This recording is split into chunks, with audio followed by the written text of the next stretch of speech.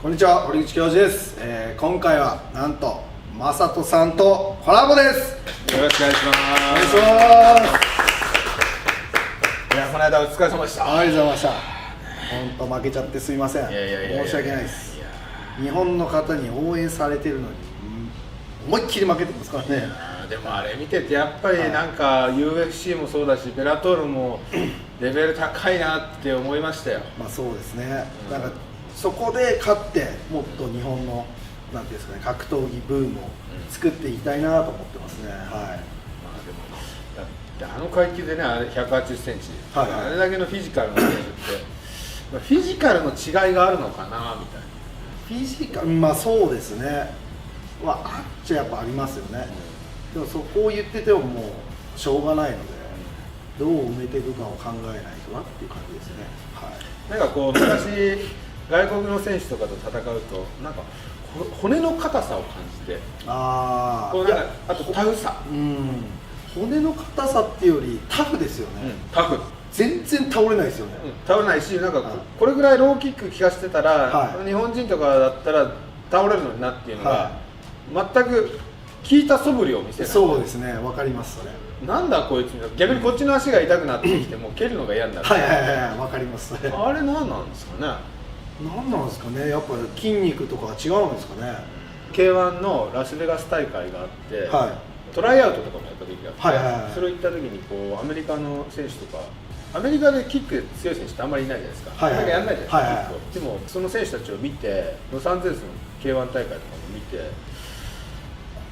明らかにこの人たちフィジカル強いなって、体頑丈だなっていう感じがしたわけです。なんかそこになんかこう、やっぱアメリカ人、外国人のなんか強さが、でもいい選手ってほとんどボクシングからね、そういうのやっちゃうから、そんなキックいい選手って来ない。でも自分思ったんですけど、まあアメリカ行ってですけど、やっぱ日本人と食べる量が全然違います。めちゃめちゃ食べます。はい、全然もう比じゃないぐらい。はい、自分もそれを真似して食べるようにしてるんですよね。でもそれでアメリカ人のでもやっぱ肥満が多いか、アメリカ自体が。はい、そうです。もうレストラン行ったら出てくる量も全然違うんで、それをもうみんな平らげちゃうんで、だからやっぱ自然とそういうところでやっぱ食ってるやつが強いって言うじゃないですか。確かに。だからそこなのかなって思いますね。確かに現地はすごい食べたもん。はい。でもそれやってたら体重増えちゃう。いや、自分全然増えないんですよ。まあ、増えないタイプ。外国の方はすごい増えて、みんなポヨンって試合終わったらなってますけど、まあでもその減量幅も外国の方はすごいですね。もう10キロ当たり前。はい。やっぱもともと日本人から比べると筋肉量が多いから、こう筋肉に水分が入るから減量しやすいっていうこと。どうなんですかね。なんかまあ誰から聞いたか忘れましたけど、なんか胃の長さが違うっていうか、腸の長さが違って、なんか消化のあれが消化が早いみたいな。だからその1日前に計量するじゃないですか。その後に回復しやすいっていうか、日本人の方がやっぱ長いから時間がかかるみたいなっていうのは聞きました。わかんないですよ。これがエセかもしれないし。はい。でも僕のやっぱ現役中やっぱりすごい食べたんで、体重増えるわけですよ。まあ基本70キロで試合してて、やっぱ一番現役中で太った時が79キロ。やっぱそうなるとスパーリングとか何やってもスタミナもなくなるし、そうですね。スピードもなくなるし、相手の攻撃に対する反応も悪くなって、これダメだなと思って。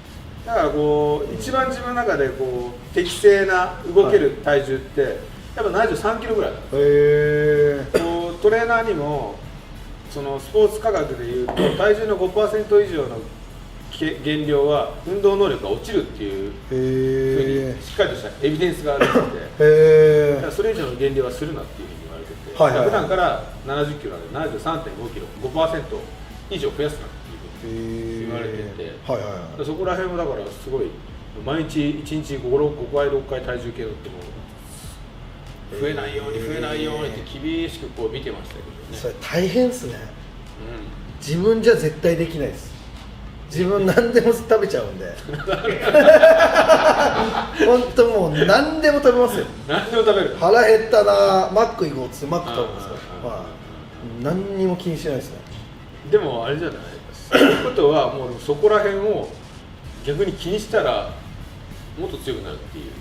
いやどうなんですかね、逆に気にしたらそれでダメになっちゃうかもしれないし。いや違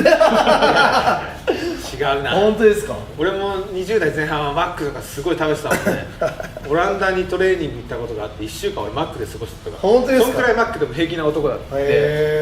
でもやっぱりこうちゃんとした食生活とかやると全然違うし、体重を普段から普段から73.5にしとくっていうのはリングに上がった時と同じ体重にしろっていう。だから前も同じ73.5でいると70に軽量で落として、はい、試合の日のリングはもう73.5だからそれ以上増えることもないし、いつも試合と同じ体重で練習しろっていう、それをやってるのがメイウェザー。じゃあ正解ですねと俺は思っていて、一人でやってるとそこら辺も結構大変ですよね。まあそうですね、もうめんどくさいんで。3食外食大体、いや朝はスムージーで作ってあんま朝食べられないので、もういろいろプロテインとかまずごくごく飲んで、で昼夜はもうめちゃめちゃ食べますね。それ多分、はい、朝が食べられないということは、はい、夜食べ過ぎなんですよ。あ、そうなんですか。なんかもう疲れすぎちゃうんですよね。それ多分食べ過ぎて、はい、寝てる間に消化でエネルギー使っちゃってるから体が回復してないんですよ。もうこれ解決っすね。今の話聞いてるとまだまだ強くなるねこれ。本当ですか。まだまだ強くなるよ。でも自分寝る前、多分 3,4 時間前に食べてますよ、今食べ過ぎなんじゃないですか。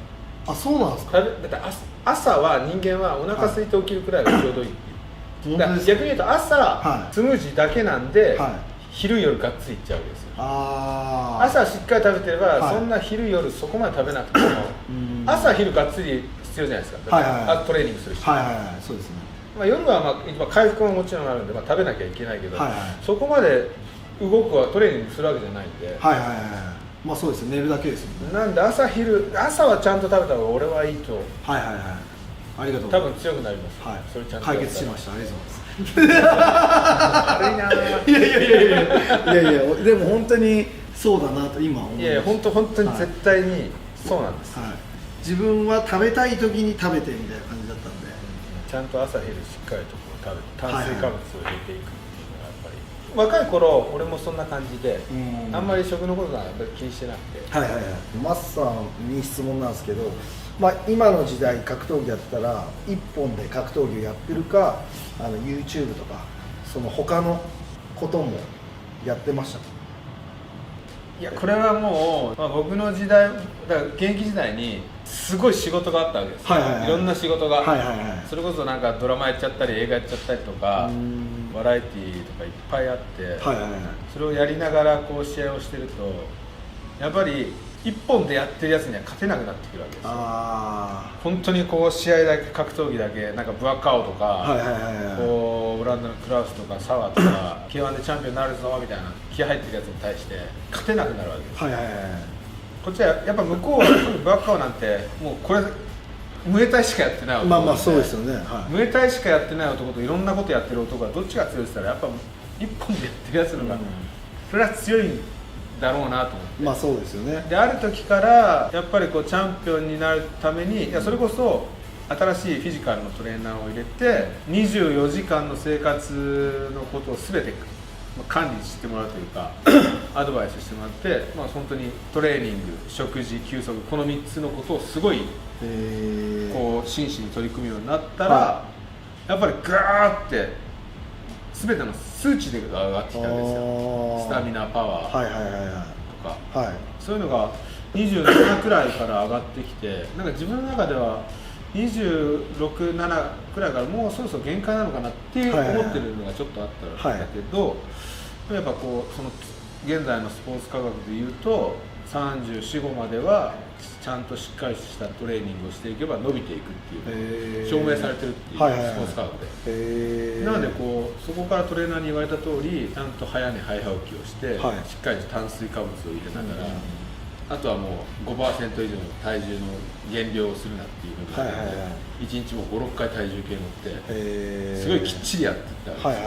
そしたら本当に伸びていって、それやって3年ですね。3年で2003年に初めて K1 のチャンピオンになった時に、2度目のチャンピオンになったのが2008年で、5年かかったわけです。その5年間のうちの後半の3年はそのトレーナーの言われた通りの生活をしたわけです。3年目にしてようやくもう一度チャンピオンになることができた。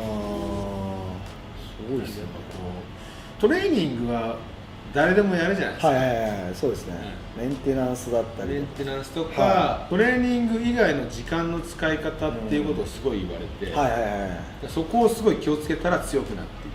トレーニングは誰だってやると。あとはもうメンテナンスも毎日メンテナンスするなんて。あ、そうなんですか。毎日もう1日多い時5時間ぐらいトレーニングしてたんでめちゃくちゃ疲れてて、毎日のように1時間ぐらいマッサージしてまして、そしたらなんかいつも練習したらなんかパンチ打ってると背中が張っちゃって、なんだろうなと思った時にそのフィジカルのトレーナーから言われたのが、言われたというか手紙が来たんですね。手紙で、やっぱそのフィジカルのトレーナーも、マッサージの人も自分で雇ってて、これを言うことによってマッサージの人の仕事を奪っちゃうっていうのもあって、どう伝えようかなっていうフィジカルのトレーナーなりにものすごい悩んで、それで正人さんは、マッサージ依存症なんだよっていう手紙が来て、マッサージの毎日やりすぎてるからトレーニング中に背中が張ってきたりするんだと。マッサージはしてもいいけど 1週間に1回休みの日だけにしろっていうことを言われて、日曜日だけ。そしたら本当に背中が張るのとか張ってくるのとか全くなくなっちゃって、もともとアスリートってやっぱスタミナ体力があるから、自己注力も強いんだっていうわけですよ。そうなんですね。強いから基本的にマッサージは必要ない。毎日やってたんですよ。毎日なんかブラックアウトとかに勝つにはなんかいろいろお金使っていかなきゃダメなんだろうなって思ったわけですよ。なんか酸素カプセル家に置いてみたりとか、なんか年齢的に回復とかに使うとか、そこら辺でやっぱりブラックアウトがああいうやつらとは違うことやっていかないとみたいに思ってたけど、なんかそこら辺が全部間違ってたみたいで、意外に自己流ってすごい間違いが多くて。だからなんかさっきの話を聞いてたら、結構堀口君も自己流なとこまだまだあるなと思ってなんか結構頑固なんですよね。なんかそんな感じ。そうなんですよ。人から言われても知らねみたいな感じなんで、そうなんですよ。意外に映像で見る堀口君ってなんかソフトそうなイメージあるけど。ソフトってどういうことですか？ソフトってなんか好青年。好青年だけど、いやだからその頑固なイメージはないかなっていう。もうシンはすごい頑固なんですよ。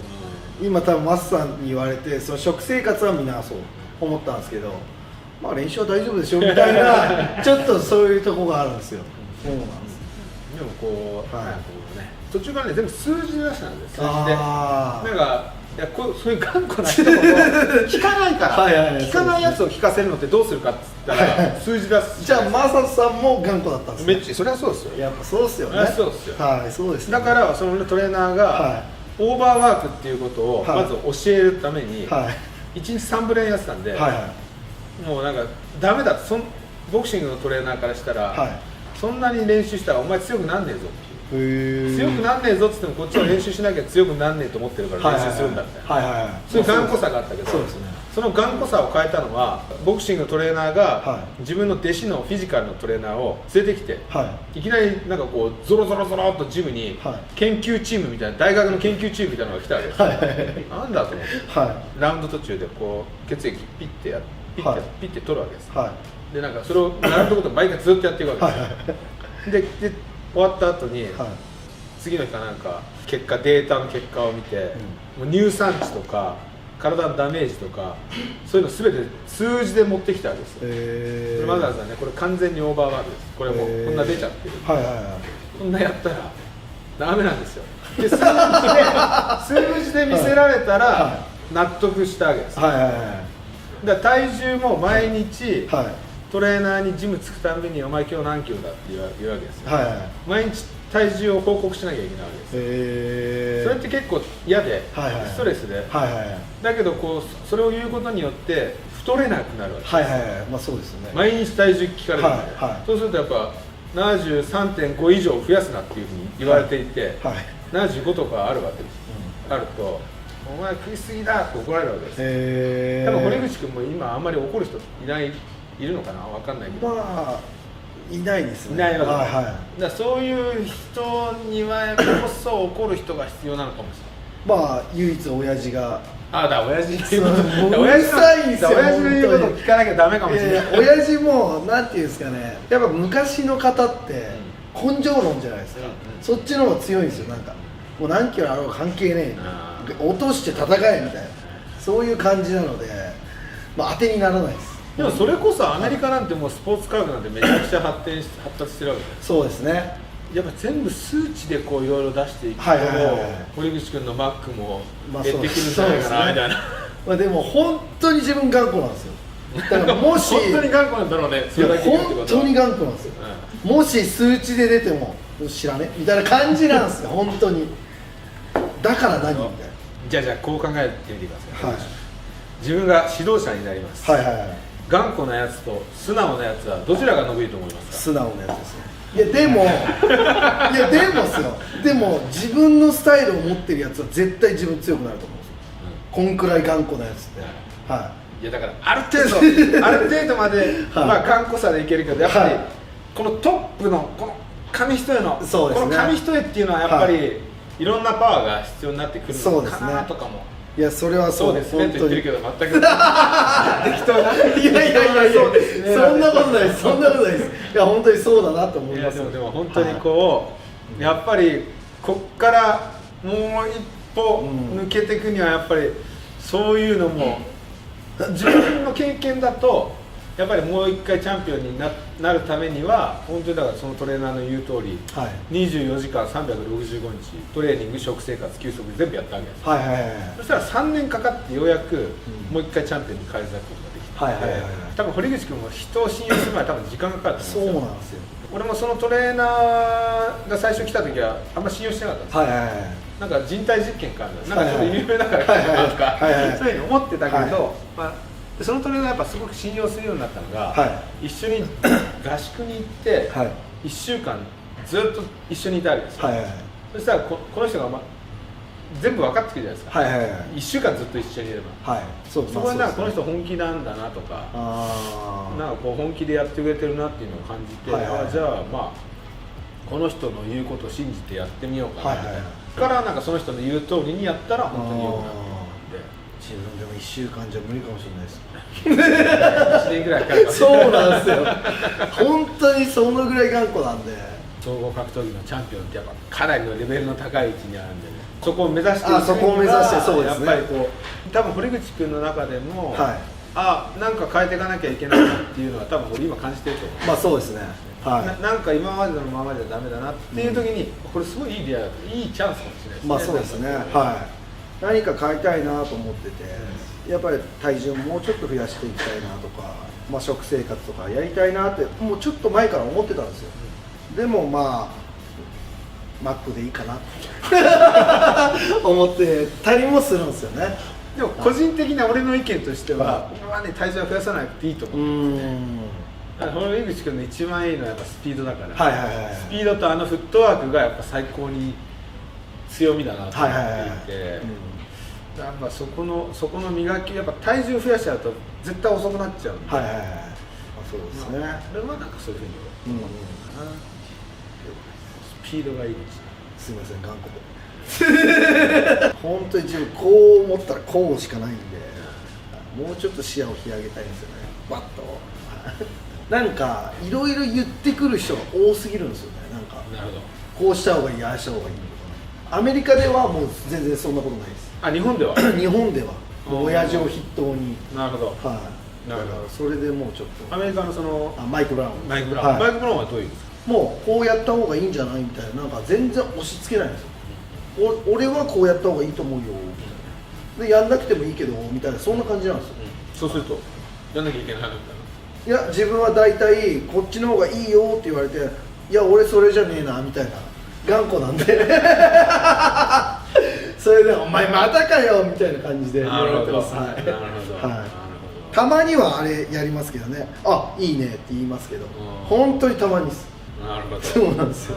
はい、自分次第だからね、人が何と言うと、そうなんですよ。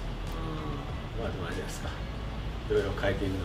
そうですね、まあ今がすごいタイミングがいいなと思いますね。はい、今の時代にマスさん、まあ格闘技やってたら MMA とかやってましたか？いや多分やってないんじゃないですか、MMA は。本当ですか？なんですか？いやほらやっぱ自分は K1 っていうものにプライドを持ってやってたんで、だからなんかこう他の競技に移ろうっていう気は全くなかったし、そもそも、まあ、今まだ若かったら、まあ、K1 をやってたかわからないけど、はいはい、じゃあここでぶっ込みますけど、マスさんは武尊君と天心とどっち勝つと思います？どうしたろうね。これは難しい質問だよね。まあルール的には 3ラウンドとあと体重ね、58キロの、まあ、54キロ戻しで、武尊と話したんだから普段から62キロでいれば、62以上増えないっていう話はして、まあでもそれって筋肉をやっぱ削るわけじゃないですか。だからそうなると良かったものがなくなっちゃうのかなって思うんですよ、自分は。軽ければ軽いほど俺はなんか調子いいと思っていて、スピードが切れるから、だから武尊は逆にその58キロの4キロ戻しがなくても、軽くいた方がいいと思っていて、65キロとかまで落としちゃうと天心のスピードについていけなくなるよって思うんで、逆に軽くていいと思っていて、軽い方が天心の攻撃もらわないっていうことは武尊君勝利と。いやでも分からんね。分からない。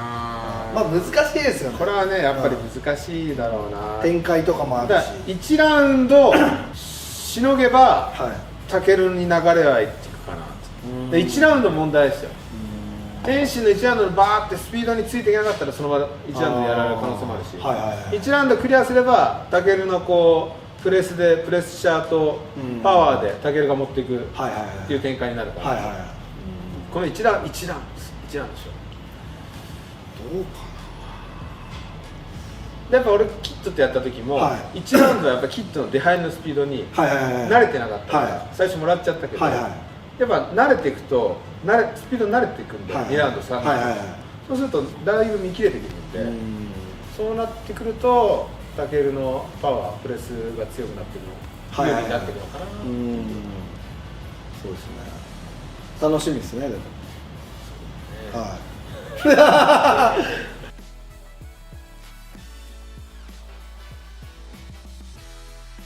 やっぱ正人さんが復活するしかない。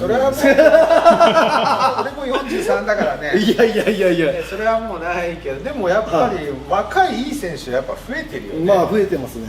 K1 とかもやっぱアマチュア育成をやっぱりすごくやってるんで、こう世に出てないまだまだこれから伸びていくであろう選手はやっぱりすごい裾野は昔に比べてめちゃくちゃ広がったなっていう。あとはこの間ムエタイとかやってる吉成君知ってます？若い子ですか？若い子。わかりました。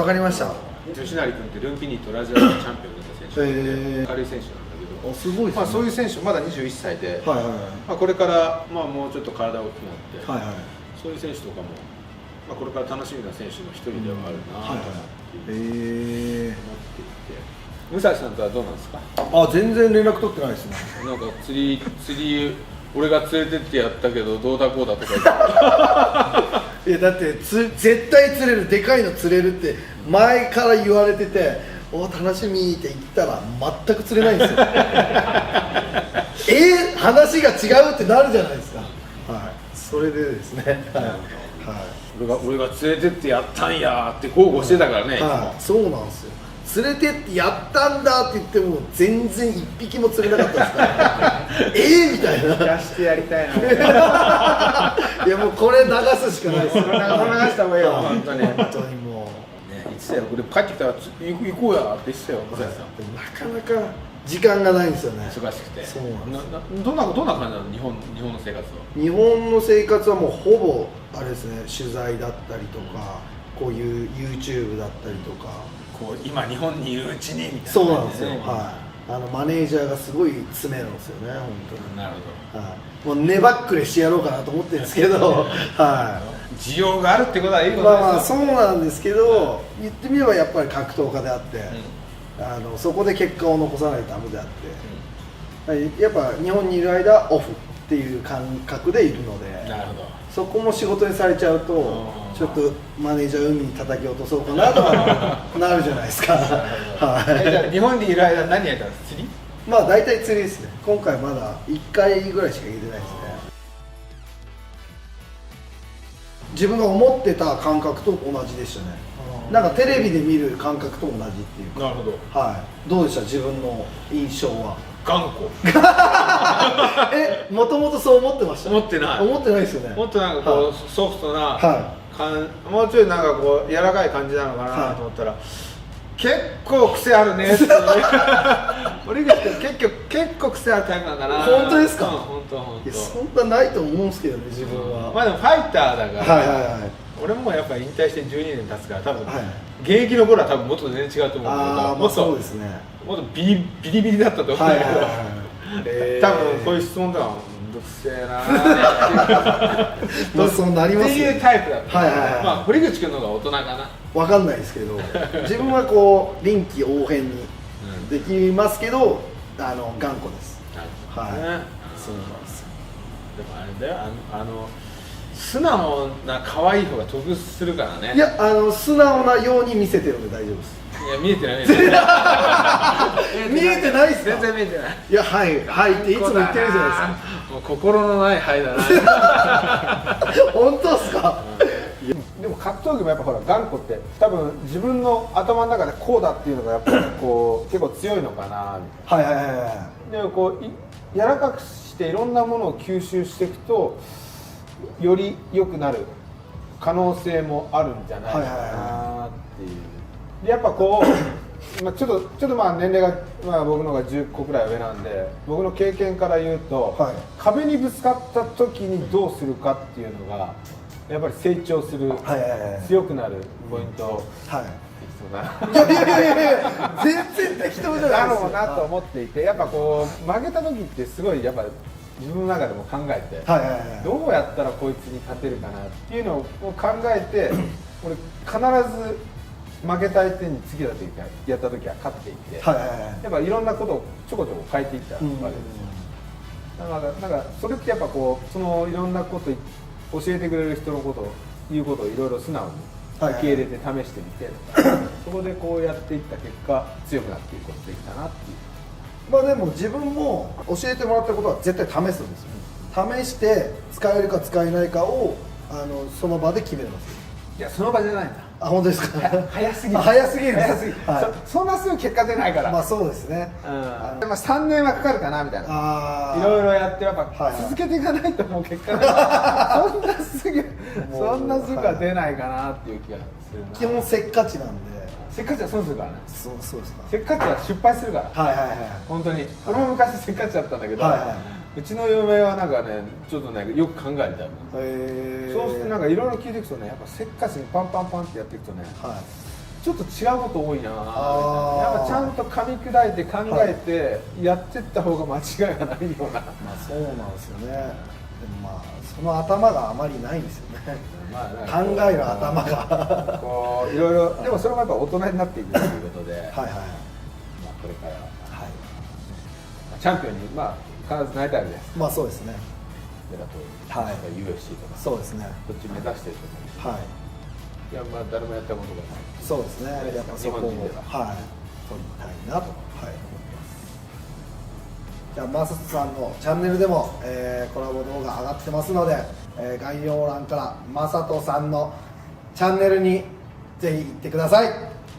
今日はありがとうございました。じゃあいつもまたねってやってますけど、いいですか？一緒にやって。じゃあまたねー。